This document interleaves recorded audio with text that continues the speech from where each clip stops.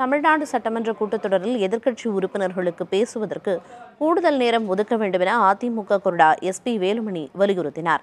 தலைமைச் செயலகத்தில் சட்டமன்ற கூட்டத்தொடர் தொடர்பான அலுவல் ஆய்வுக் கூட்டம் நடந்தது. இதில் பங்கேற்ற பின் செய்தியாளர்களிடம் பேசிய அதிமுக கொறடா எஸ்.பி. வேலுமணி, சட்டமன்ற கூட்டத்தொடரை கூடுதல் நாட்கள் நடத்த வேண்டும் என கேட்டுக்கொண்டதாக தெரிவித்தார்.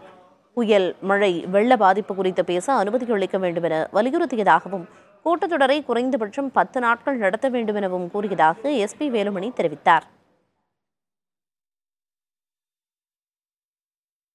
எதிர்க்கட்சியோட கோரிக்கை, சட்டமன்ற உறுப்பினர்களுடைய கோரிக்கை, பேசுவதற்கு அதிகமான வாய்ப்புகள் வேண்டும் என்று ஆரம்பத்திலே சொல்லி அதிக நாட்கள் நடத்த வேண்டும் என்று சொன்னோம்.